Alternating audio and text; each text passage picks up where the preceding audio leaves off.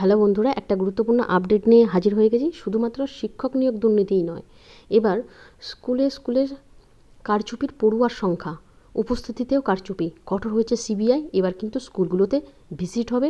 এর আগেও আপনাদেরকে জানিয়ে দিয়েছি কিন্তু ভিজিটের বিষয়টা। এবার কিন্তু সিবিআই থেকে দুর্নীতির বিরুদ্ধে অভিযানে নামছে এবং বোর্ডের লেন্সে কিন্তু আমাদের ওয়েস্ট বেঙ্গলও রয়েছে। বিস্তারিত আজকের এই প্রতিবেদন থেকে আপনাদেরকে জানিয়ে দিচ্ছি। দেখুন, দেশ জুড়ে স্কুল স্তরের বিভিন্ন দুর্নীতি ও অনিয়মের বিরুদ্ধে বিশেষ অভিযানে নামল কিন্তু কেন্দ্রীয় বোর্ড সিবিআই। এদের দাবি সারা দেশে কয়েক হাজার স্কুল চলছে যেখানে বিভিন্ন সময় বোর্ডের দেওয়া গাইডলাইনগুলো মানছে না কেউ। তার চেয়েও বড় কথা, ছাত্র সংখ্যা, পড়ুয়াদের উপস্থিতির হার এবং পরীক্ষা ব্যবস্থার সঙ্গে জড়িয়ে রয়েছে নানা দুর্নীতি। আপনারা জানেন যে নিট থেকে শুরু করে প্রত্যেকটা জায়গাতেই কিন্তু এরকম দুর্নীতি হলো। ওই দুর্নীতিকে নির্মূল করতে সিবিএসই এই অভিযান। এই লেন্সের কিন্তু নিচে রয়েছে কলকাতা ও পশ্চিমবঙ্গ। ওই কেন্দ্রীয় বোর্ড সূত্রের খবর যে ভুবনেশ্বর জোনের মধ্যে পড়ে পশ্চিমবঙ্গ, যে জোনে রয়েছে ওড়িশা, পশ্চিমবঙ্গ, ছত্তিশগড়ের মতো কিছু রাজ্য। ওই অঞ্চলের শতাধিক স্কুলে অনিয়ম ও দুর্নীতি চলছে বলে জানিয়েছে সেন্ট্রালের এই বোর্ড। যদিও কবে ওই সব স্কুলের পরিদর্শন হবে, তার তালিকায় কোন কোন স্কুল রয়েছে সে ব্যাপারে এখনই কিন্তু কেউ মুখ খুলতে চাননি। তবে বোর্ডের একাংশের বক্তব্য, এই দুর্নীতি ও অনিয়মের নেপথ্যে দেশ জুড়ে যে এক বা একাধিক চক্র সক্রিয় রয়েছে তারা কিন্তু জাল বিছিয়েছে এই রাজ্যেও। দেশ জুড়ে কিন্তু তদন্ত চলবে। দুর্নীতি ঠিক কোন জায়গায়, একটি সূত্র মারফত জানাচ্ছে যে সিবিএসই দেশ জুড়ে এমন অনেক স্কুল রয়েছে যাদের কাছে অনুমোদন পেতে গেলে যে ন্যূনতম ছাত্র সংখ্যা দরকার সেটা আসলে নেই, অথচ বাস্তবের চেয়ে কাগজে কলমে ছাত্রের সংখ্যা অনেকটাই বেশি দেখিয়ে বোর্ডের কাছ থেকে অনুমোদন আদায় করা হয়েছে বা রিনিউ করা হয়েছে অনুমোদনগুলোকে। পড়ুয়াদের ক্লাসে উপস্থিতির হারও ঠিক করে নেওয়া হয় না বলে অভিযোগ। তাছাড়া আরও একটি মারাত্মক অভিযোগ হলো, বোর্ডের অনুমোদন নেই বহু স্কুলের, তারা ছাত্র ভর্তি করিয়ে অন্যান্য স্কুলের মাধ্যমে যাদের অনুমোদন আছে নিজেদের পড়ুয়াদের পরীক্ষা দেওয়ানোর ব্যবস্থা করে।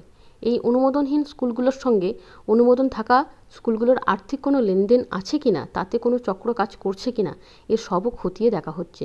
সূত্রের খবর, আর্থিক অনিয়ম ও দুর্নীতি দেখিয়ে যারা কেন্দ্রীয় তদন্তকারী সংস্থা রয়েছে তাদের সঙ্গেও এই সিবিএসইর কথা হয়েছে। তবে তদন্তে নামার আগে এই কেন্দ্রীয় গোয়েন্দা সংস্থার পরামর্শ, সিবিএসই আগে নিজের মতো প্রাথমিক অনুসন্ধান করতে চাইছে। দেশ জুড়ে এই অভিযানের অঙ্গ হিসেবে ইতিমধ্যেই রাজস্থান ও দিল্লি মিলিয়ে মোট 27টি স্কুলে আচমকা পরিদর্শনে যান সিবিএসই কর্তারা।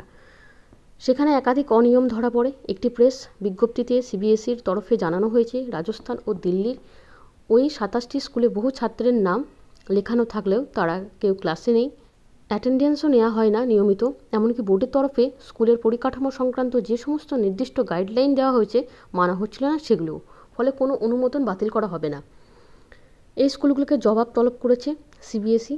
এর আগে নিট ও নেট পরীক্ষার দুর্নীতির অভিযোগে কেন্দ্র সরকারকে ব্যাপক বিড়ম্বনায় পড়তে হয়েছে। তাই জন্যই কিন্তু এই কড়া নিরাপত্তা এবং তদন্ত। এই পরিস্থিতিতে স্কুল, কলেজ, বিশ্ববিদ্যালয় কোনো স্তর থেকেই যাতে কোনো অভিযোগ না ওঠে তা নিয়ে বাড়তি সতর্ক কেন্দ্র। এরই সঙ্গে সিবিএসইর এই অভিযানের সম্পর্ক আছে বলে মনে করছেন শিক্ষা মহলের অনেকে। যদিও প্রশ্ন উঠেছে এই স্কুলগুলোকে অনুমোদন দেওয়ার আগে বোর্ড কী করছিল, তবে সেই প্রশ্নের সদুত্তর কিন্তু মেলেনি। অর্থাৎ খামতিটা কিন্তু সব স্তরেই রয়েছে। অনুমোদন দেওয়ার আগেও যে তদন্ত করা দরকার সেটাও কিন্তু হয়নি। যাই হোক, এটা কিন্তু খুব একটা গুরুত্বপূর্ণ বিষয়। সমস্ত জায়গায় তৎপরতার সাথে কিন্তু তদন্ত হচ্ছে। এখন স্কুলের সংখ্যা, পড়ুয়াদের সংখ্যা, নিয়মিত উপস্থিতির হার সমস্তটাই দেখা হবে, যাতে অনুমোদন দেওয়ার আগে আরও যে প্যারামিটারগুলো আছে সেগুলো সঠিক আছে কিনা সেগুলো তদন্ত করার জন্য। এই গুরুত্বপূর্ণ আপডেটটা আপনাদের সাথে আপাতত শেয়ার করে দিলাম। পরবর্তী ভিডিওতে আরও আপডেট নিয়ে আসবো। আজকের মতো এইটুকু। ভিডিওটা দেখার জন্য ধন্যবাদ।